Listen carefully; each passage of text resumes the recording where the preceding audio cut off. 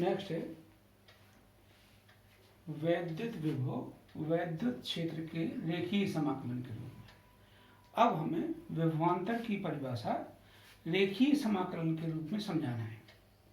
इसके पहले वाले टॉपिक में आपने वैद्युत विभवांतर या वैद्युत विभव को कार्य के पदों में समझा था। यानी VA माइनस VB बराबर W/Q0 या V बराबर W/Q0, ये आपने पढ़ा था। तो अब हमें उसे रेखीय समाकलन के रूप में समझाना है। तो ये एक समान विद्युत क्षेत्र है। इसमें बिंदु B पर परीक्षण आवेश प्लस Q0 है। तो इस बिंदु पर जो वैद्युत बल लगेगा वो विद्युत क्षेत्र की दिशा में लगेगा। तो वैद्युत बल FE बराबर Q0E। परीक्षण आवेश प्लस Q0 को बिंदु B से A तक लाने में वैद्युत क्षेत्र के विपरीत dr विस्थापित कराने में किया गया कार्य, ये हमें ज्ञात करना है। तो हम वैद्युत क्षेत्र के विपरीत लाएंगे तो बाह्य बल लगाना पड़ेगा। तो बाह्य बल बराबर हो जाएगा माइनस Q0E। इसके विपरीत ही इतना ही बाह्य बल लगाना पड़ेगा। तो वैद्युत क्षेत्र के विपरीत इस dr दूरी विस्थापित कराने में किया गया कार्य dw बराबर होता है vector F dot vector ds। तो हो जाएगा Fy dot vector dr। Fy का मान रख दिया minus Q0 vector E dot vector dr। तो ये तो था सूक्ष्म दूरी dr विस्थापित कराने में किया गया कार्य। अब बिंदु B से A तक लाने में कुल किया गया कार्य B to A minus Q0E dr। तो ये हो जाएगा, माइनस Q0 को बाहर लाएंगे। अब इसको थोड़ा सा हम ऐसा भी समझ सकते हैं कि dr हमने अल्प विस्थापित किया है, dr हमने यहाँ तक विस्थापित कराया, ये समझेंगे इसको। तो बिंदु B और A माना कि बहुत दूर है। तो बिंदु B से A तक लाने में कुल किया गया कार्य, तो इंटीग्रेशन कर देंगे W B to A minus Q0 vector E dot vector dr। Minus Q0 common लेंगे B to A vector E dot vector dr। Q0 का पक्षांतर करेंगे तो W/Q0 कहलाएगा। यही वैद्युत विभवांतर कहलाता है B to A vector E dot vector dr। तो इसका मतलब होगा वैद्युत विभवांतर बराबर integration minus B to A vector E dot vector dr। इसको कहते हैं किन्हीं दो बिंदुओं के बीच का वैद्युत विभवांतर उन बिंदुओं के बीच के वैद्युत क्षेत्र के रेखीय समाकलन के ऋणात्मक मान के बराबर होता है। अर्थात किन्हीं दो बिंदुओं के बीच का वैद्युत विभवांतर उन बिंदुओं के बीच के वैद्युत क्षेत्र के रेखीय समाकलन के ऋणात्मक मान के बराबर होता है। अब हम माना कि B बिंदु B अनंत पर है। इस B को उसी तरह से जैसे पिछली टॉपिक में समझा था। यदि बिंदु B अनंत पर है तो ये हो जाएगा VA माइनस V इंफिनिटी बराबर W/Q0, ये हो जाएगा। अनंत पर विभव 0 होता है तो VA माइनस 0 बराबर minus infinity to A vector E dot vector dr। तो या ये हो जाएगा, ये हुआ किसी बिंदु A का विभव, या जनरली हम ऐसे भी कह सकते हैं कि माना कि बिंदु B A r दूरी पर है तो हम जनरली ऐसे भी कह सकते हैं किसी बिंदु का वैद्युत विभव minus integration vector E to कोई एक पॉइंट है r vector E dot vector dr। तो हम इसको ऐसे कह सकते हैं। अर्थात किसी बिंदु का वैद्युत विभव अनंत से उस बिंदु के वैद्युत क्षेत्र के रेखीय समाकलन के बराबर होता है, अनंत से के ऋणात्मक मान के बराबर होता है। अर्थात किसी बिंदु का वैद्युत विभव अनंत से उस बिंदु तक के वैद्युत क्षेत्र के रेखीय समाकलन के ऋणात्मक मान के बराबर होता है। तो यह हुआ वैद्युत विभव और विभवांतर वैद्युत क्षेत्र की तीव्रता में। इसको बार बार समझो, आप समझ में आएगा, ना आए तो फिर समझाऊंगा। नेक्स्ट टॉपिक है वैद्युत क्षेत्र संरक्षी है। क्या विद्युत क्षेत्र संरक्षी होता है? यदि वैसे प्रश्न आता नहीं, यदि ये आ गया क्या विद्युत क्षेत्र संरक्षी है, तो इसके लिए संरक्षी क्षेत्र की 3 विशेषताएं होती हैं। संरक्षी क्षेत्र वह क्षेत्र कहलाता है जिसमें कार्य पथ पर निर्भर न करे या पूरे बंद चक्र में किया गया कार्य शून्य हो या पूरे बंद चक्र में उसकी गतिज ऊर्जा अपरिवर्तित रहे, ना बदले। तो इनमें से जो गुण होते हैं, ऐसे क्षेत्रों को हम संरक्षी क्षेत्र कहते हैं। तो इस चित्र में A B C D A एक बंद चक्र है, बंद पथ है। इसमें किया गया कार्य ए से गए बी, बी से सी, सी से डी, डी से ए में आ गए, तो कार्य बराबर Q0 VA minus VA into बराबर, इसका मान रखेंगे तो 0 हो जाएगा। तो इसका मतलब ये हुआ कि बंद चक्र में किया गया कार्य शून्य होता है। किस सूत्र से आप जानते हो? ये सूत्र होता है विभवांतर VA माइनस VB बराबर W/Q0। W बराबर निकालते हैं तो क्रॉस मल्टीप्लिकेशन हो जाता है। तो अब B बिंदु भी A ही है, A से गए A पर ही आ गए, तो VA माइनस VA बराबर 0। तो ये होता है। अब हम, ये बंद चक्र है, बंद पथ है। अब हम परीक्षण आवेश Q0 को अल्पांश दूरी dr विस्थापित कराते हैं, तो वैद्युत क्षेत्र की दिशा में विस्थापित कराते हैं। तो बल भी विद्युत क्षेत्र की दिशा में लगता है, वैद्युत बल लगता है Q0 E vector Q0 E। वैद्युत क्षेत्र की दिशा में विस्थापित कराने में, वैसे वैद्युत क्षेत्र की दिशा में विस्थापित कराने में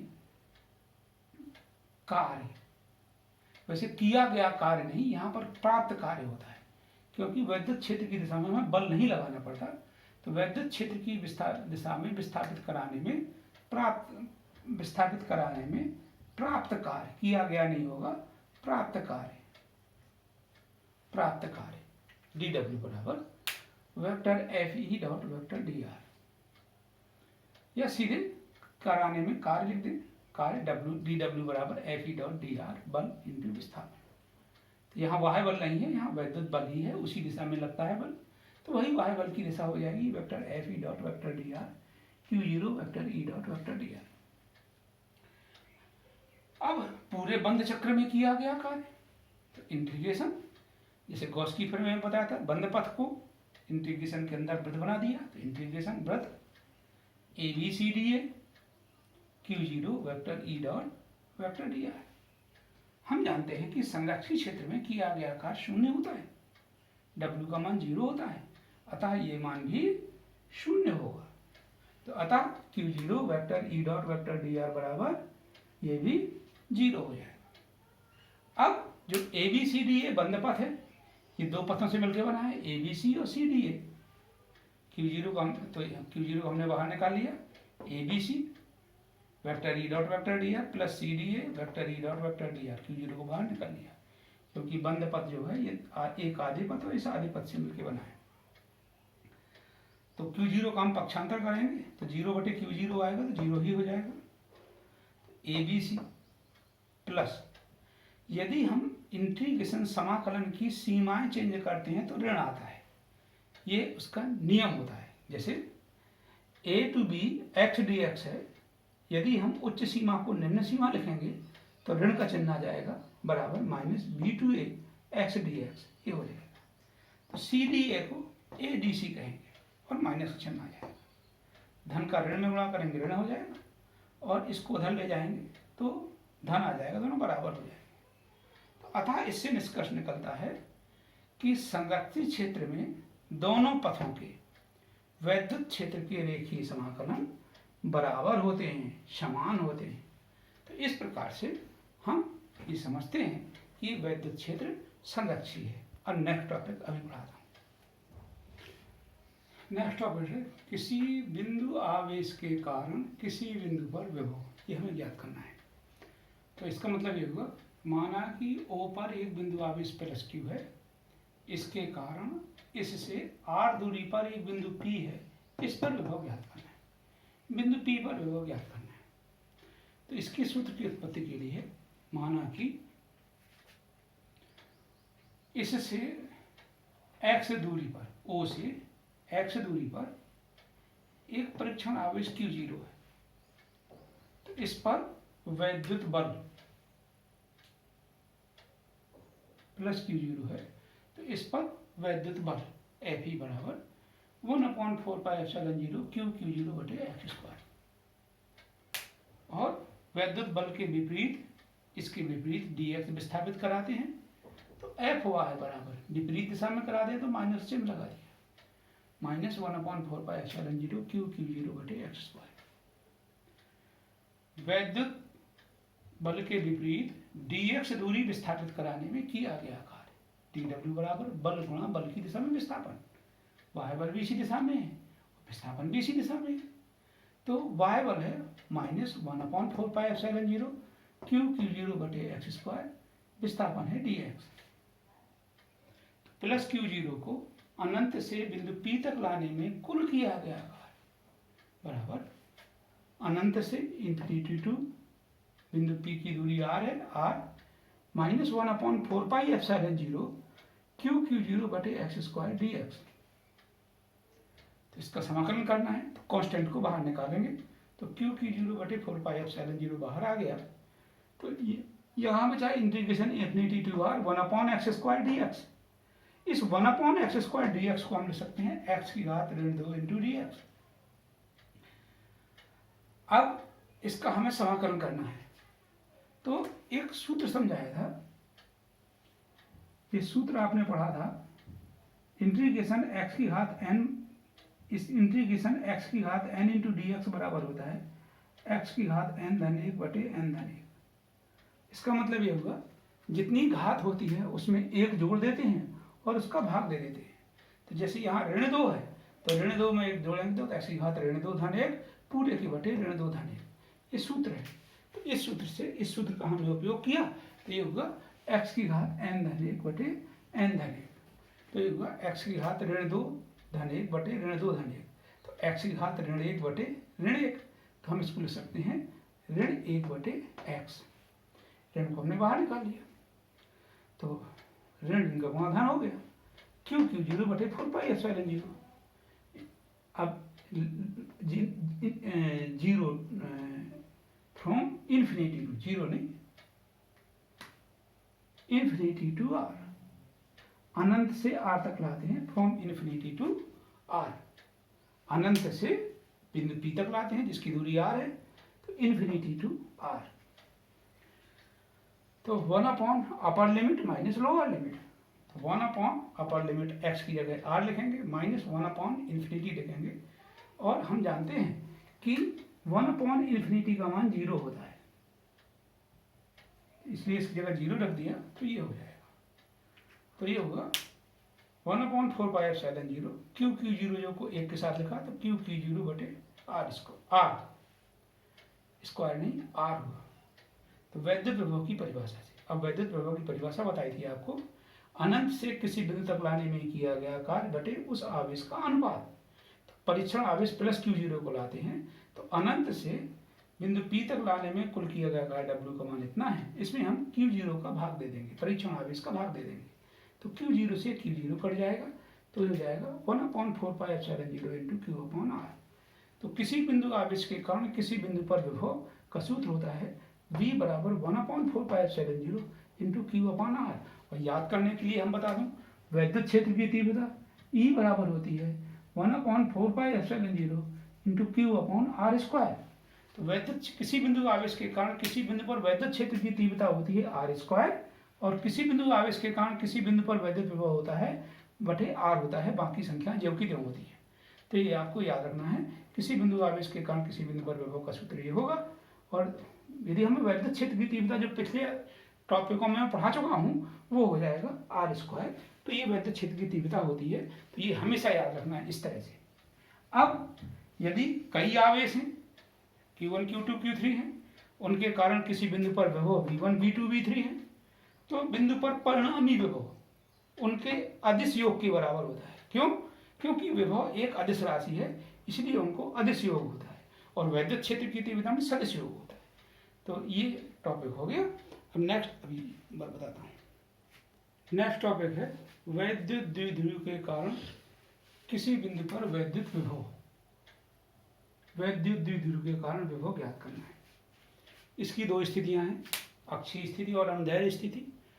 तो जैसे तुम्हें पहले टॉपिकों में पढ़ाया, माने वैद्युत द्विध्रुव की अक्ष पर कोई बिंदु स्थित है तो इसे अक्षीय स्थिति कहते हैं, और अक्षीय स्थिति को अनुदैर्ध्य स्थिति भी कहते हैं, क्योंकि अनुदैर्ध्य तरंग वे तरंग कहलाते हैं जब माध्यम के कण विद्युत क्षेत्र की दिशा में कंपन करते हैं। तो इसका मतलब है यदि विद्युत क्षेत्र की दिशा में कोई बिंदु स्थित है, उस पर विद्युत क्षेत्र की तीव्रता ज्ञात करनी है, तो अक्षीय स्थिति कहलाती है। तो इस चित्र में ए भी एक वैद्युत द्विध्रुव है, जिस पर दो बिंदु आवेश -q और +q परस्पर 2l दूरी पर है। ये वैद्युत द्विध्रुव आघूर्ण की दिशा है -q से +q।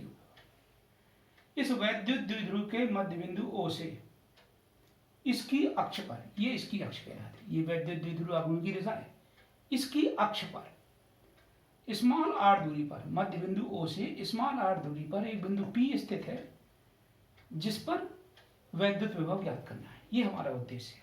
तो यही लिखा, ये भी इससे स्मॉल r दूरी पर एक बिंदु P स्थित है, जिस पर हमें वैद्युत विभव ज्ञात करना है।